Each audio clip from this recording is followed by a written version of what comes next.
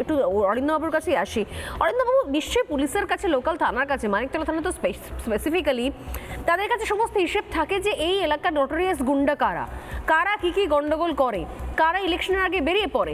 Political এক এক সময় তো এমন হয়ে যায় কি পলিটিক্যাল ইন্ধন থাক বা না থাক তারা তাদের কাজটা করেই ফেলে। পুলিশ কেন আগে থেকে অ্যাকশন নেয় না? এখন তো পুলিশ রাজ্য সরকারের অধীনে নয়, সেক্ষেত্রে নির্বাচন কমিশন তো এবার অ্যাকশন নেওয়া উচিত নির্বাচন কমিশনেরও। ইলেকশন যেদিন থেকে ডিক্লেয়ার করা হচ্ছে তা সেই দিন থেকে কিন্তু এখন আমরা কখনো বলতে পারবো না যে আইন শৃঙ্খলা রাজ্যের মধ্যে রয়েছে। এবার আমি প্রথম একটা প্রশ্ন করে শুরু করি। গত কয়েকদিন আগে গিরিশ পার্কের যে ঘটনা হয়েছিল তাতে সেই সময় দেন পুলিশ কমিশনার যে রিপোর্ট পাঠিয়েছিল সেটা কিন্তু আজকে ইলেকশন কমিশন কিন্তু রিজেক্ট করে দিয়েছে। আজকেই দেখলাম যে ডিটেলস রিপোর্ট নেই। নতুন যে পুলিশ কমিশনার তাকে একটা কৈফিয়ত করেছে যে সেই সময় কেন কেন্দ্রীয় বাহিনী ছিল না। এক নম্বর, আজকে তাপসবাবু যখন আজকে তৃণমূলে ছিল তখন উনি সুন্দর, যেই আজকে সুইচ ওভার করে এলো উনি এখন শ্রেণীর শত্রু হয়ে গেছে। কি দুর্ভাগ্যজনক পরিস্থিতি। আপনি যে কথাটা বলেছেন একদম ঠিক। আমি আবার বলে দিচ্ছি ইলেকশন কমিশনকে আর বাংলা থ্রু দিয়ে যে 2 লক্ষ আজকে ফোর্স আসছে, নানা রকম আমরা দেখতে পাচ্ছি, কিন্তু যারা নাকি রেকগনাইজড ক্রিমিনাল তাদেরকে যদি আজকে না অ্যারেস্ট করে গারদে পোড়া যায় তাহলে কিন্তু জল ঢেলে ফুটা পাত্রে বৃথা চেষ্টা 30টা মেটাবারে। কারণ আপনি কি বলছি তাপসবাবু যে কথাটা বলছে ওয়েল নোন, সত্যিই তো আজকে আরজিকর ইস্যু। আপনারা চিন্তা করে দেখুন, এই আরজিকর ইস্যু আবার সেইখানে সুপ্রিম কোর্টের ক্লিয়ার নির্দেশ ছিল। অভয়ার কেসে প্রত্যেকভাবে বলেছিল যে আজকে নিরাপত্তা, আজকে সেই আরজি করে একটি ছেলে কিসের নিরাপত্তা? আজকে লিফটে দেখুন আজকে কিভাবে আজকে ছেলেটির মৃত্যু পড়েছে। আমি আবার আপনাদের একটা কথা বলে দিচ্ছি যে বারবার আমার দীর্ঘদিনের এক্সপেরিয়েন্স নয়, সুপ্রিম কোর্ট এবং ইলেকশন কমিশনের যে নির্ধারিত আজকে যে ইনস্ট্রাকশন দিয়েছে সেটা আজকে মানতে হবে।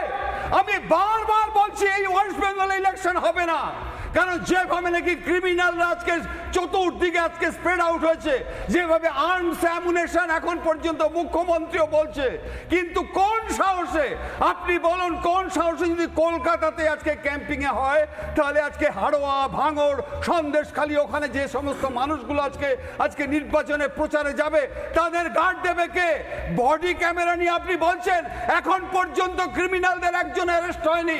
যে সমস্ত অফিসারকে আপনারা বলছেন 2021 সালে আপনি তাদেরকে কৈফিয়ত করবেন, সিআইকে করবেন, তাদের কাছ থেকে লিস্ট নিয়ে এখনো কেন অ্যারেস্ট হয়নি? তাদেরকে আজ পর্যন্ত যদি ইলেকশন ফ্রি করতে হয়, এই সমস্ত ক্রিমিনালদের যতক্ষণ পর্যন্ত অ্যারেস্ট করে গারদে পুড়ে ইলেকশন কমপ্লিশন না হওয়া পর্যন্ত করবেন, তাহলে আপনাকে আমি হাত জোর করে বলছি চিফ ইলেকশন কমিশনারকে, আপনি বিশেষ করে বাংলায় আজকে বিনা রক্তপাতে কিন্তু আজকে নির্ভয়ে একদমই ঠিক। কারণ আমরা দেখেছি 2021-এ এই রাজ্যে 3 রকমের ভায়োলেন্স হয়। একটা হচ্ছে নির্বাচনের পরের ভায়োলেন্স, যাকে বলা হয় পোস্ট পোল ভায়োলেন্স, নির্বাচনের সময় ভায়োলেন্স, নির্বাচনের ইলেকশন ভায়োলেন্স, আবার নির্বাচনের আগেও ভায়োলেন্স হয়, প্রি পোল ভায়োলেন্স। এই রাজ্যে 3 রকমের ভায়োলেন্স দেখি আমরা। এবং কোর্টে এটা জানতে চাওয়া হয়েছিল যে 2021-এ পোস্ট পোল ভায়োলেন্সের অভিযুক্ত সমস্ত পুলিশ অফিসার তাদের বিরুদ্ধে কি ব্যবস্থা নেওয়া হয়েছে, সেই উত্তর আজ পর্যন্ত দিতে পারেনি। তাহলে এখন প্রিপোল ভায়োলেন্স যদি শুরু হয়ে যায়, এরপর অবধারিত পোস্টপোল ভায়োলেন্স হবে।